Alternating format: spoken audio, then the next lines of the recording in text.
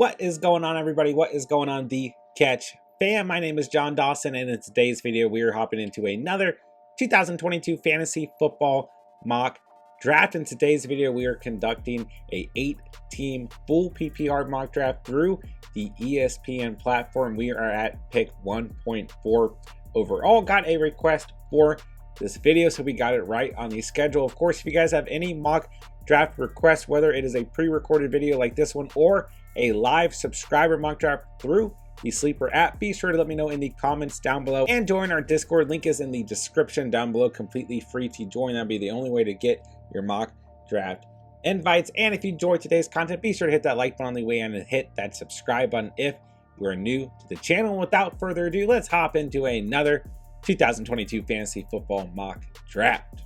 All right, so sitting at 1.4 overall, probably going to try and go running back here, but there's going to be a lot of good receivers floating around. So part of me would like to get Justin Jefferson at 1.4. We'll see what happens with these first couple of selections. I would say JJ or Jamar Chase, top targets right next to Austin Eckler. 1.4 is kind of a nice position because you can gain a true value player at 1.4, whether it's at running back or at receiver, and still turn around the 13th and get a pretty valuable player. Oh my gosh.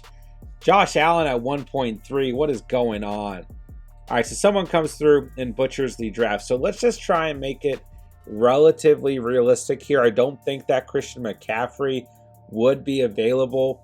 So let's go ahead. Let's just take Austin Eckler. I mean, I know, yeah, listen, we're going to try and make it realistic. I think that in a real draft, CMC would be gone by 1.3. So we'll see if our boy Chapman sticks through this draft or if he's just trolling for the first round. At the end of the day, we start this draft with Austin Eckler. Like I said, trying to make it a little bit more realistic. Although in some mock drafts we've done with subscribers, we've seen Eckler before CMC. Nonetheless, CMC gone at 1.5 because I don't think realistically I would have been able to actually draft him at 1.4.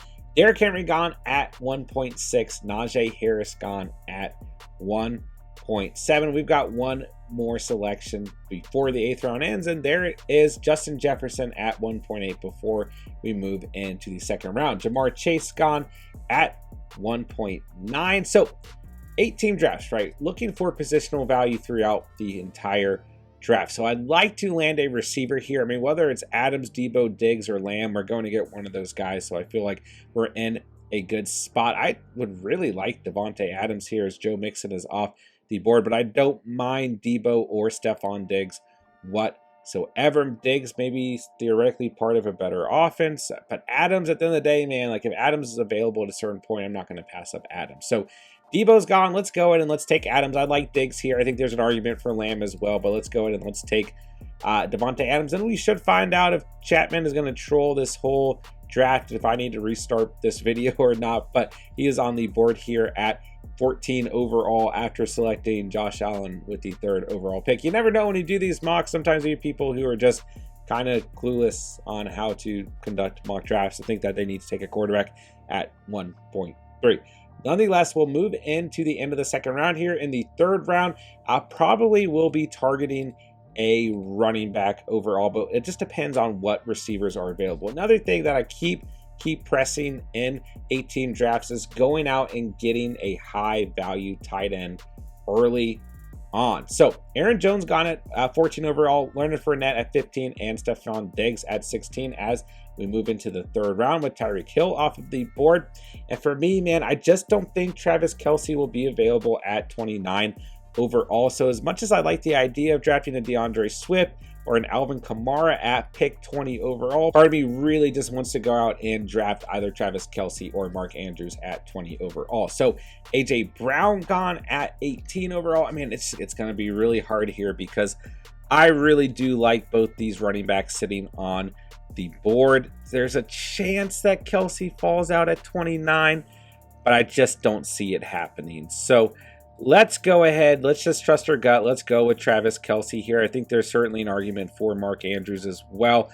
And then we'll wait till pick 29 to select our next running back or receiver. And really, at the end of the day, when you think about the start to this roster, right? Bona fide RB1, bona fide wide receiver 1, an absolute security at the tight end position with such good positional value in Travis Kelce. On a weekly basis in these 8-team leagues, are going to be going up against absolutely stacked squads, and there's really nothing more important than that positional advantage. And tight end is absolutely the one position where it is the most difficult to lock up that positional advantage. So I like going out and getting Kelce a little bit earlier, just really dependent on where that around the 3rd round selection is for you, going out and snagging him up. All right, so DeAndre Swift gone, Mike Evans gone, Alvin Kamara gone. If I didn't go tight end here, then I probably would have gone Swift or Kamara, and I like Barkley, who just went off the board as well. But at the end of the day, right, I just did not think that Kelce was going to fall out to 29. But I will say, if Mark Andrews is not selected by pick 29, I'm going to be a little bit bummed, because that means that I more than likely could have gone with a running back and then Travis Kelce. And okay, well, yeah. There goes Mark Andrews after the selection of James Conner, and Nick Chubb is off the board as well. So looking at who's available here, we need a running back, we need a receiver. That's really how the rest of this draft is going to go, since we've locked up tight end. And we're just going to go for a high value quarterback at the right point in this draft, whenever it feels right. So guys that I like, kind of Jalen Hurts, Joe Burrow, even Trey Lance. I mean, I really like the idea in an 8-team league of going out and just getting 2 major upside guys like a Jalen Hurts and a Trey Lance. But we'll come back to quarterback in a little bit as Keenan Allen is off of the board. So let's go ahead. Let's lock up Javonte Williams here as our RB2. So really for the rest of the draft, what I'd like to do is just switch between the running back and the receiver position, just build out a really solid roster from head to toe, a consistent roster, and really just try and get the best available players at each position. If at any point during the draft there's better value in a receiver and we went receiver in the last round, then that's okay. Then we'll just revert back to maybe going double running back or getting an extra running back in later rounds. So we'll kind of see how it plays out. We'll just kind of draft who I think are the best available players at running back and receiver, and let a quarterback that I'm comfortable with fall to us at the right point in the draft. So Michael Pittman gone at 30th overall. Patrick Mahomes gone at 31 overall. We've got one more selection here in the 4th round. So looking ahead to pick 36. If T. Higgins falls out, then I'll go Higgins. If Waddle is available, I'll go Waddle. I would really like to land Mike Williams on this team around pick 45, which would put us at a running back situation in the next coming rounds. But I think we're in a pretty good spot with Eckler and Williams. If we could land ETN, that would be ideal. So we'll see what happens here. We'll see what happens. Ezekiel Elliott, Josh Jacobs, Breece Hall, all hanging around. Cam Akers, Monty Dobbins. There's some depth at running back hanging around. And then after that tier falls off, with Elijah Mitchell being hurt at the time that I'm filming this, I kind of move into the later rounds. Tony Pollard, AJ Dillon, Robinson, Penny or Walker, Chase Edmonds, James Cook, Michael Carter, Dameon Pierce. So we'll see what happens. So Justin Herbert gone to end the 4th round. And, you know, like I said, I talk about positional value a lot in 18 drafts. Don't get me wrong. Quarterback is just as important as anything else. But I just think that the way that 18 drafts go, there's always value at the quarterback position in later rounds. So I think we'll continue to hold off, but there is a point in your drafts, right? If Josh Allen is available in the 5th round or Justin Herbert's available in the 6th round, like there comes a point where there are certain quarterbacks that I'm not necessarily going to pass on. All right, George Kittle, Dalton Schultz, and Darren Waller off of the board. Ooh, T. Higgins or Jalen Waddle. I love both these receivers. Let's go ahead and take T. Higgins for the sake of today's mock draft. I think either of those guys would have been great selections. All right, I'm going to try and land Mike Williams with the 45th overall selection. But I mean, at the end of the day, and I'm going to try and go ETN at 52. At the end of the day, there's going to be a lot of value at the receiver position. And, you know, in these PPR style formats, like receiver is going to be just as important as any other position. And you're going to want to have a couple studs on your roster and then on your bench as well, just because, you know, obviously 8-team league, you're going up against absolutely stacked rosters on a weekly basis. But I do think we're going to be able to land a ton of value at the receiver position in later rounds as well. So let's keep an eye on quarterback. Once Jackson and Murray are selected, I'm going to be paying attention a little bit more, but I won't be surprised if Hurts or Burrow gets selected before Lamar Jackson or Kyler Murray. I mean, everyone has their own personal conviction, so you just never know. Man, Ezekiel Elliott sitting there is kind of tempting as a bench running back as well. But Monty gone, Cam Akers gone, TJ Hawkinson gone. Yeah, there's some really good value available at running back. I mean, really good value. But I like ETN at 52 almost as much as I like Zeke, Breece Hall, or Dobbins on the bench. I do like Zeke a lot. A lot of good receiver value, but we've got some nice kind of consistency in Adams and Higgins. So let's stick to our plan. Let's go with a high ceiling player in Mike Williams. And we've certainly seen in plenty of mocks Mike Williams be drafted way before his ADP on ESPN. So I don't think that's necessarily unrealistic for Mike Williams going at 45 overall. All right, Josh Jacobs off the board, Ezekiel Elliott off the board, and we will wrap up the 6th round with one more selection and then move into the 7th round. So Breece Hall finishes up the 6th round. 7th round, here we come. All right, so we got Eckler, Devontae Adams, T. Higgins, Travis Kelce, and Mike Williams. I think this is a really solid start to this team. So what I would like to do here is go ETN at 52 as Scary Terry's off the board. There's a lot of value at receiver. I mean, I really like Metcalf as well. There's just a ton of value at receiver. I don't know. We'll see who falls out. Maybe someone falls out to 61. Oh, there goes ETN. Okay, ETN is off of the board. So looking at who's available, man, Deontay Johnson sitting here. There are a lot of good players.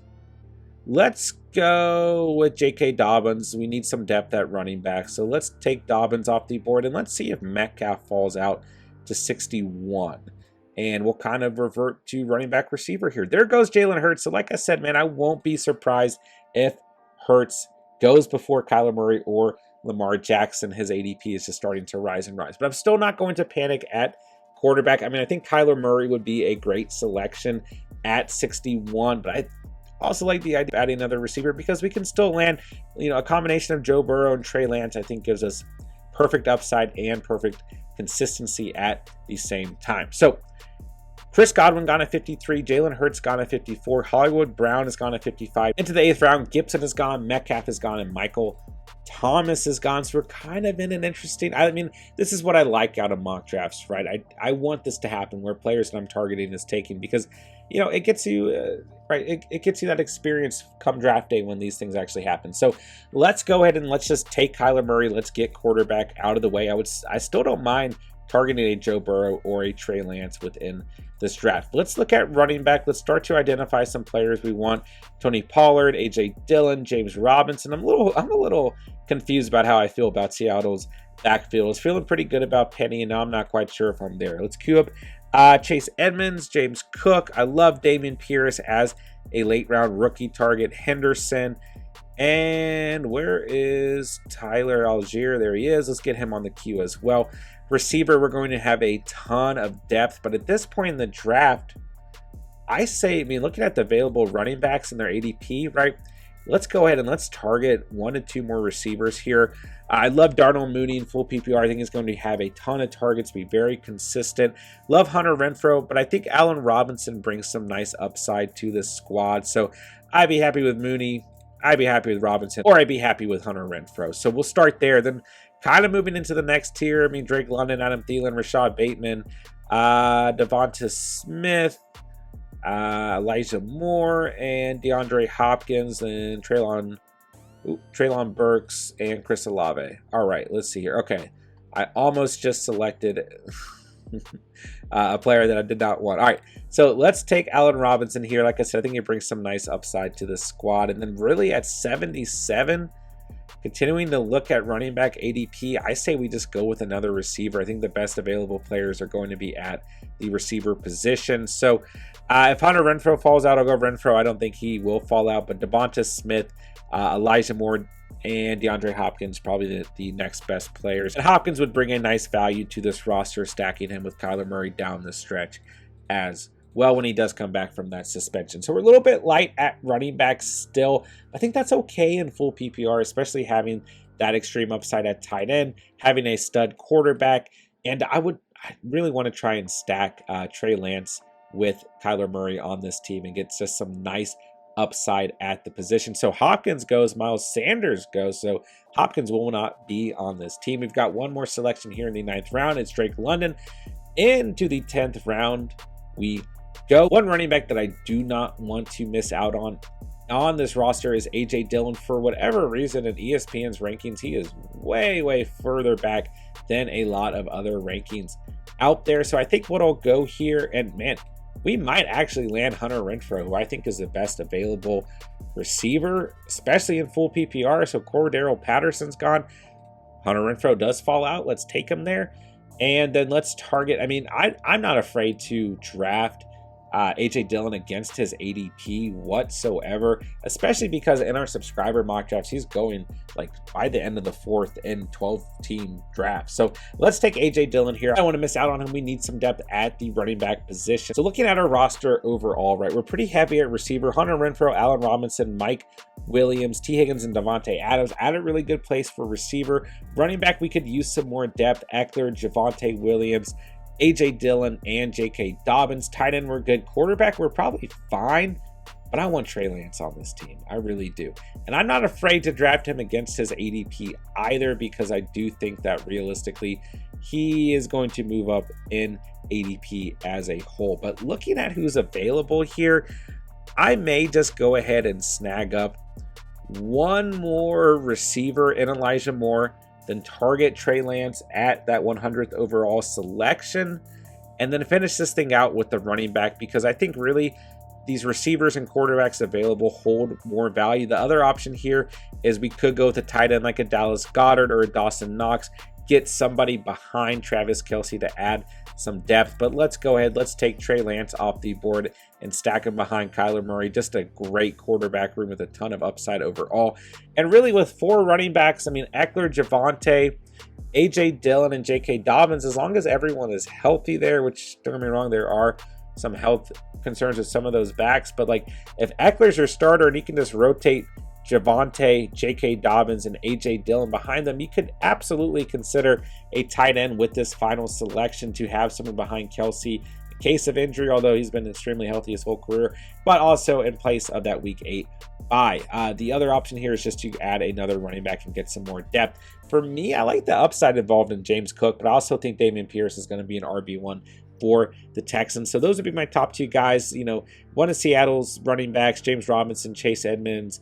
All those guys are fine options. Darrell Henderson, Tyler Algier, someone who I think will probably be an RB1 for the Falcons as well, also available. So plenty of options we could go with here. I don't mind getting the extra tight end. I don't know how necessary it is, right? If you have Kelce, you're going to start him every single week, and then Week 8 you can just pick up somebody to stream and just punt the week essentially. I mean, you don't even have to pick up someone. You could just, I mean, you got Kelce, you know, you miss him for 1 week, you're probably fine the rest of the season. So I think for the sake of today's mock draft, we'll add a running back. Let's add a rookie. Let's add James Cook to this roster. Like I said, there's plenty of options there, and plenty of different things that we could have done, but I'm fine with that move. Okay, looking at who's available, we have plenty of kickers, plenty of defenses. I mean, you could really make your own argument. Do you want to draft a kicker here, or do you want to draft a defense? We're just going to draft the best available at each position. Let's just go ahead and let's lock up Daniel Carlson, your kicker #1 in fantasy last season. I think that offense improved. So, and then at the end of the day, in an 8-team league, you have a better opportunity to stream a defense in comparison to any other leagues out there. So I don't mind kind of necessarily waiting on a defense, but at the end of the day, do I necessarily think it really matters?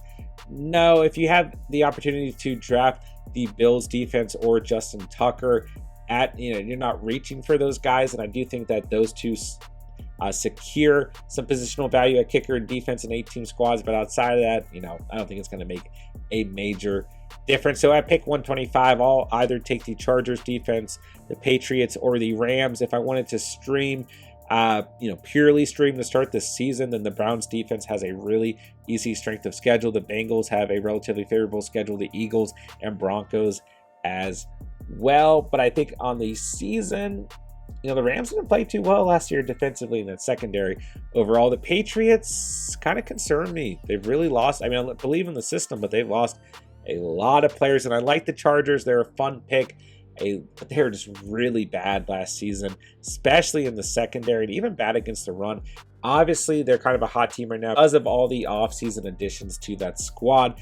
So I think there's a lot of different options here. Let's just go the Rams, right? They add Bobby Wagner, so let's just go ahead and add the Rams to this team. Like I said, very easy to stream in the 18 league at the end of the day. Okay, so here's a final look at the team, guys. We got Austin Eckler, Devontae Adams, Travis Kelce, Javonte Williams, T. Higgins, Mike Williams, J.K. Dobbins, Kyler Murray, Allen Robinson, Hunter Renfrow, A.J. Dillon, Elijah Moore, Trey Lance, James Cook, Danny Carlson, and the Rams defense. So an interesting draft tonight. Yesterday's 18 draft, we went a little bit heavier at running back and lighter at receiver, I felt like tonight. Although we still drafted 2 running backs with our first 4 selections, I just felt like we went a little bit lighter at RB overall. But nonetheless, I still think this was a really good team. We got a lot of upside at quarterback with Kyler Murray and Trey Lance. Tight end is absolutely locked up with Travis Kelce.